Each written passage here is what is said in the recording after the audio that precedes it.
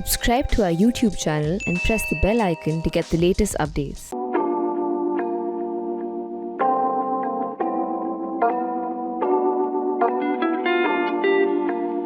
Whales are some of the world's largest animals. They rule the seas and they rule the tree of life in terms of sheer size. Of these, the baleen or the baleen whales dominate. Baleen whales are those that have baleen or the filter feeding system inside of their mouths instead of teeth. Such large whales consume enormous quantities of fish, prey and plankton, and the amount of food they consume and thus the nutrients they recycle can provide important information into the role of these whales in the aquatic marine ecosystem. But now, new findings show that these animals, the baleen whales, are actually much hungrier than we previously believed, because we used to think that as a norm, they ate much lesser than they actually do. This is of course concerning because the whales are eating less than what meets their needs, and this could affect the ocean because whale poop is a very important source of nutrients in the oceanic ecosystem.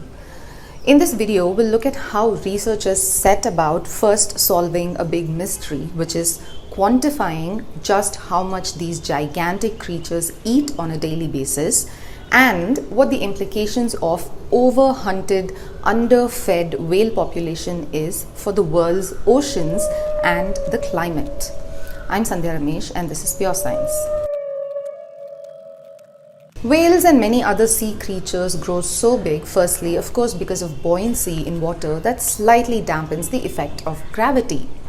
But about 3 million years ago, during the Pliocene epoch, continents of the world were drifting towards their present positions.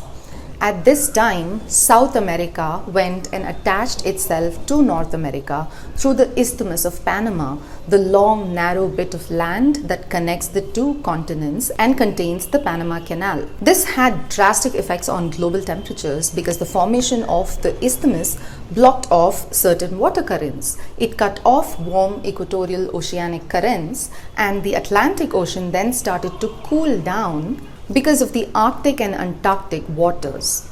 Then Africa also went and collided with Europe and formed the Mediterranean Sea.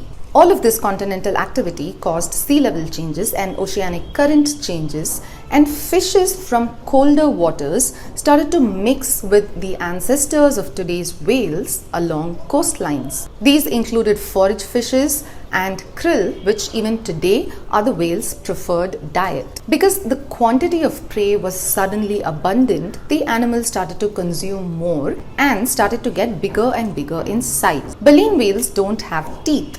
These are whales like the blue whale, humpback whale, the right whale, fin whale, and so on. Instead of teeth, they have a filtration system that looks like fibers in their mouth. They feed on large quantities of plankton and fish, and they do this by opening their mouths wide and taking in large gulps of water and filtering out the food. The baleen in their mouths is actually an extension of skin and is made up of mineralized keratin-based biomaterial. Baleen evolved about 15 million years ago when teeth started to slowly fade away in these animals and be replaced by extensions of their skin. This also enabled the whales to feed on much larger quantities of food, and they grew even bigger. To understand and quantify how much these whales eat on a daily basis, researchers from Stanford used data from 321 individual whales that were tagged and tracked belonging to 7 different species. These whales lived in the Atlantic Ocean, the Pacific, and the Southern Oceans, and data about them was collected for a decade from 2010 to 2019. The whale tags are described by the researchers as almost being like a smartphone. They have cameras, microphones, GPS, and accelerometers that help understand whale movement and behavior. The researchers also used drone photographs of over 100 whales to check their sizes and length and compare this with how much body mass they had and the volume of water they filtered with each mouthful of food. The researchers also used boats with echo sounders that let them track the volume of krill and other fish that the whales fed on. With all of this data, they concluded things like an adult eastern North Pacific blue whale likely consumes about 16 metric tons of krill daily. A North Atlantic right whale consumes about 5 metric tons of zooplankton daily, while a bowhead whale eats about 6 metric tons of plankton per day. They then compared this data with existing data about whale sizes and behavior and required diet. They then finally concluded that the blue whale, fin whale, and humpback whales, each of them require more than 2 million tons of food annually. After they eat, whales poop, and they do so near the surface of the ocean just as they breathe near the surface. This enables the nutrients from whale excrement to remain close to the surface and nourish phytoplankton, which in turn absorb carbon and is also the primary source of food for many ecosystems. Without these whales, the nutrients would sink to the floor of the ocean, and this would have changed oceanic ecosystems and limited the ability of the oceans to absorb carbon. To show how increased food consumption increases nutrient recycling, the team also quantified the amount of iron that would enter the ocean through whale excreta. The lack of iron is a problem inside our bodies, and it is also a problem in the world's oceans. If the ocean is lacking in iron, phytoplankton cannot bloom.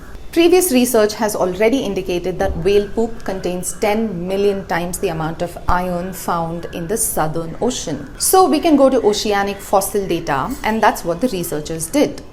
They used past measurements of concentrations of iron in whale poop and calculated that in the Southern Ocean, whales recycle about 1,200 metric tons of iron on an annual basis. But many species of baleen whales have never recovered from overhunting, which happened with industrial whaling primarily in the 18th and 19th centuries.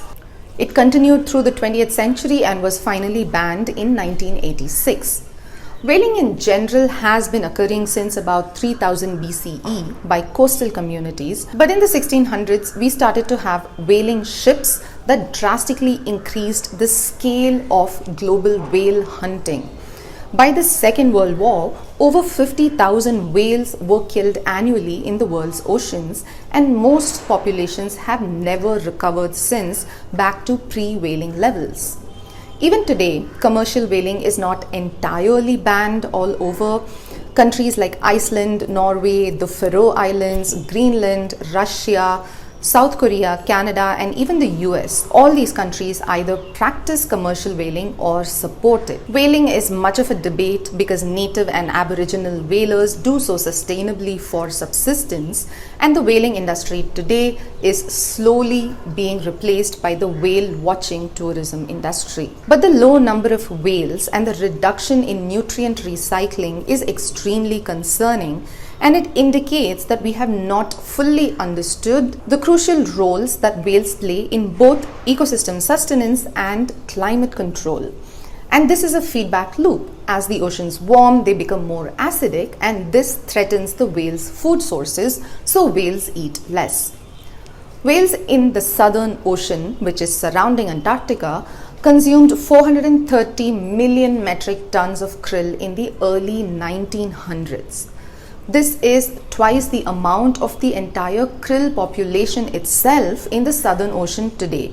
It is also over twice the amount of all fishes captured by fisheries in the world. Before just the 20th century whaling, there was an extra 12,000 metric tons of iron in the Southern Ocean, which is 10 times the amount that whales recycle in that region today. These calculations are also paradoxical when it comes to the fishes. When whales eat more krill, the krill population also increases. This is called the krill paradox, where when krill predators are killed, the population of krill goes down instead of going up.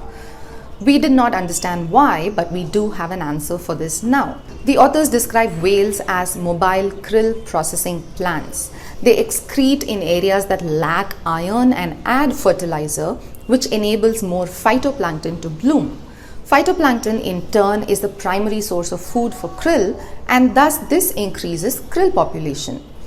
Not just that, the whale poop also helps in absorbing carbon in an overheating world. The researchers say that the contribution of whales to global carbon removal in the past was at par with forest ecosystems in terms of scale. They say that if whales could recover to a bit of their pre-commercial whaling population, there could be a large loss of function restored to marine ecosystems and climate control.